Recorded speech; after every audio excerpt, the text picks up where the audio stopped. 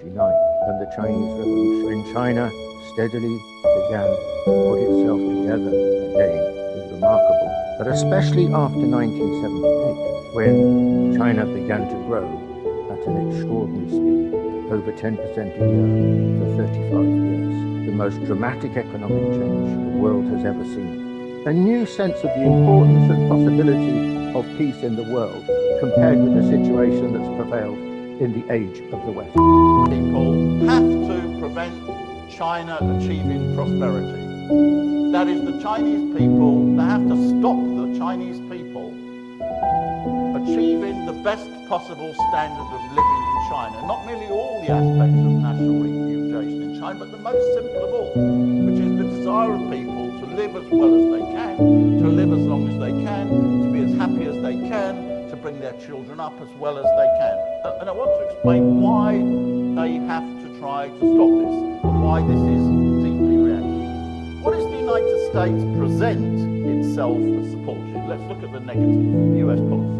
It says it supports democracy and human rights. It says it wants China to succeed. Okay, so what I'm going to do is I'm going to examine the facts. And the fact is, these statements are not true. US foreign policy, in particular US neocon foreign policy, is not based on support for democracy, as the facts will show. It is based upon whether a country supports or does not support the policy of the United States.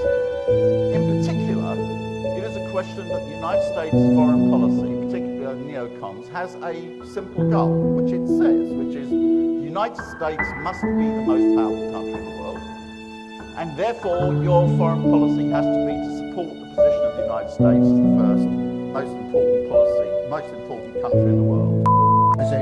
History and its civilizational inheritance. That's how it thinks of itself.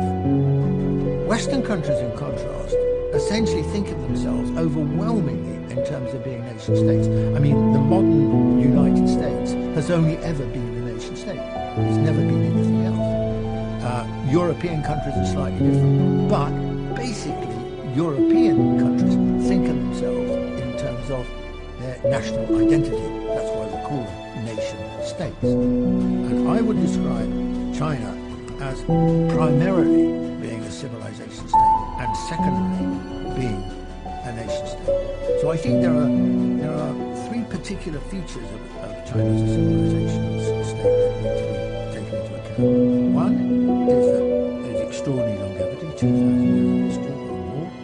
Secondly, the relationship Chinese civilization and political units, that's very unusual historically speaking, but there is a strong coincidence between the two. And thirdly is the sheer scale of China. Achievements that I've been able to witness as a foreigner living in China is the country's poverty reduction plan. Now, by the end of 2020, the country achieved its goal of lifting nearly 100 million people out of poverty over the previous 8 years. That's incredible. That's absolutely incredible. And I've been lucky enough to visit many of the places that have seen huge improvements as a result of this plan. This place was once known as a Pinkwantun or a poverty village. It's not anymore. It's been pulled out of poverty. It's been absolutely transformed. I've seen firsthand how provinces in the east are helping out poorer provinces and regions in the west, providing talent, resources, investment to foster sustainable industries. When I first came here, it must have been the first week. I would go out of the apartment and I would just walk around for hours in the evening because I was fascinated by what I was seeing, right? And there was one time I was out by myself and it must have been, I think it was about midnight. And just in front of me I saw, she must have been no older than 16, 17-year-old girl just walking alone on her phone. And she was strolling like not a care in the world, you know? And I was looking at her and I was like, man, I've never seen that back home. Like, I've never been in a city and I would never see such a young girl walking around by herself, because that's just not something you want to be doing. And you would feel very unsafe doing that in a Western city. But here, it's not something they have to be concerned about. Now, I see that as one kind of freedom.